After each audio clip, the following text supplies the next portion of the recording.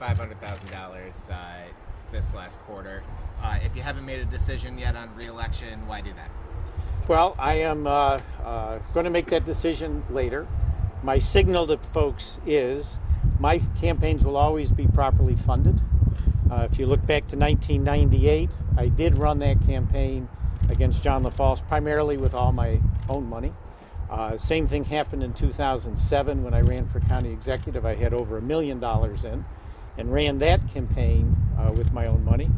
Likewise, when I ran against Kathy Hochul in 2012, fundraising was difficult, and I ran that campaign. So the message to my supporters and to others who may want to oppose me is simple. My campaign will be properly funded. Period. End of conversation. And so me putting this money in is that signal. And I'd remind folks I had $1 million in as county executive.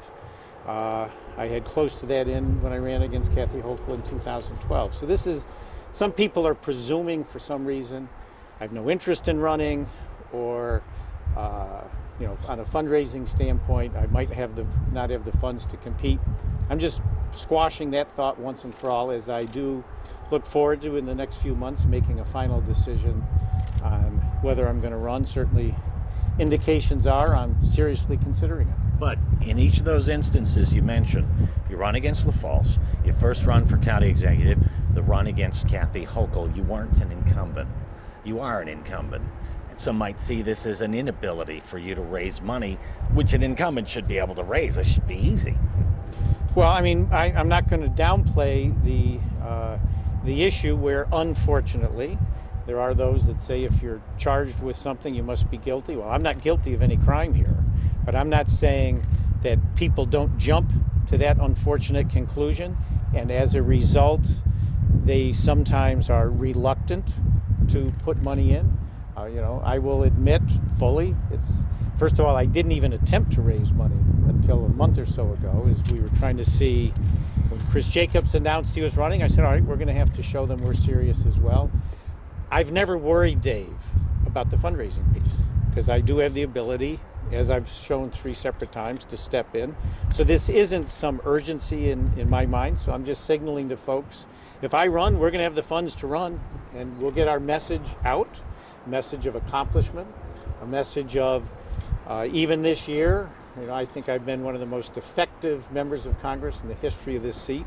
Certainly my recommendations for the International Joint Water Commission, which were ultimately nominated and approved by the Senate, including Jane Corwin as our new chair of the IJC, shows my effectiveness. That was this year. The same with John Sinatra. My recommendation to the president, he was nominated.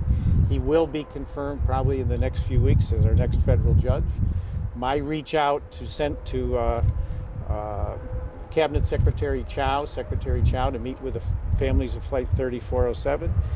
My effectiveness as a member of Congress, which was called into question by someone that's announced, my effectiveness is stronger today than probably any other local member of Congress, because the administration is still a phone call away, and that means a lot, for the local representatives. So but it sounds like you're conceding that, but for this legal issue, you might not have so much difficulty raising funds from donors.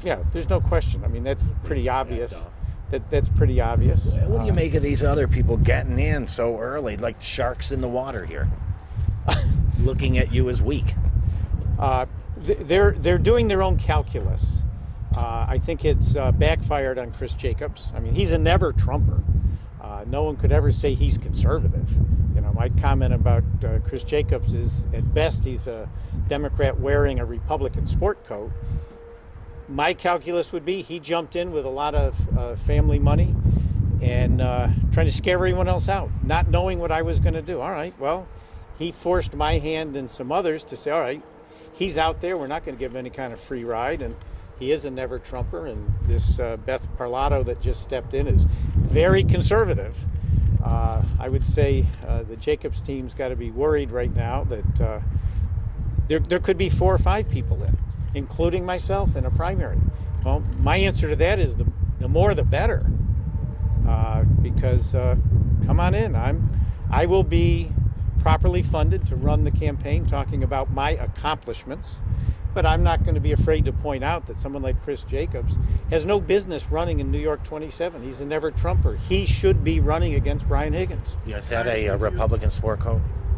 Excuse me? Is that a Republican sport coat? It is a conservative Republican sport coat. Yes, it is. And I am proud to wear this Republican sport coat.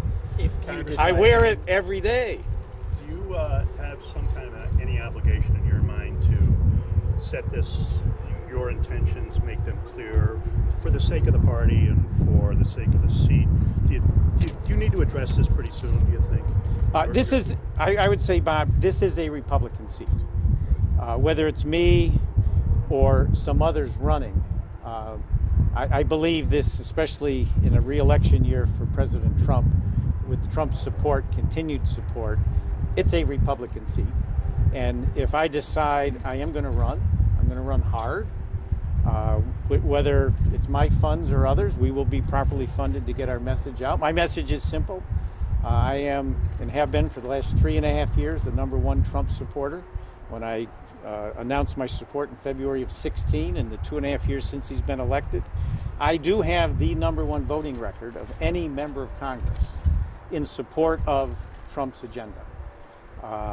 And certainly my success in getting individuals I have recommended nominated and Senate confirmed for some very important positions, including boards and other councils. My effectiveness cannot be questioned. And so when it comes time to run, I'll be pointing that out. I got 140,000 votes last year. That's more than Kevin McCarthy got.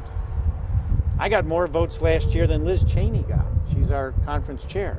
So when 140,000 people come out, when clearly there were black clouds and storm clouds swirling around me in November of last year like no one has ever seen, the fake Buffalo News and how they reported it, and how they continue to report my position. People have basically canceled their subscriptions, and I'm pretty comfortable 140,000 folks that voted for me last year are on my side, and I'm confident whether it's a primary or whether it's a general election, presuming if I do decide to stay in it, I will win this seat. When do you decide? When do you think you need to address this? Well, the primary next year is in June. I'm in no rush. I'm out doing my job every day, as you're seeing here. I would say late this year, but we start gathering petition signatures maybe in March. So other people have to make their own calculus. Let's face it. Someone like Chris Jacobs, he can't run for both U.S. Congress and state Senate. He's got to make a choice. If you decide to run or you lose in the primary, would you still endorse the candidate for Republican no matter who it is? Oh yeah, I mean, absolutely. Even Jacobs? Absolutely. When it would come down to keeping this seat Republican, that was actually my calculus to make sure I stayed in last year. Because I'm doubtful they could have, even if they wanted to get me off the ticket, and we prevailed. Yeah, it was a close election. Let's face it, Nate McMurray looks like he's going to run again, but he's gone off the left edge of the cliff. I mean, he's now saying, we'll go door to door and take away guns, and he's all in on the Green New Deal, and he's all in on taking away health insurance from 180 million Americans and putting the government in charge. So he's gone off the deep end. He did not beat me when I had, thanks to the Buffalo News, a lot of black clouds swirling around. But I think he'll be the candidate because most other Democrats would say this is a Republican seat, and it's going to remain a Republican seat. So whether I'm in or not, and I think, presuming I do run, I'll win. But of course, I would support even a Democrat wearing a Republican sport coat if he's a registered Republican.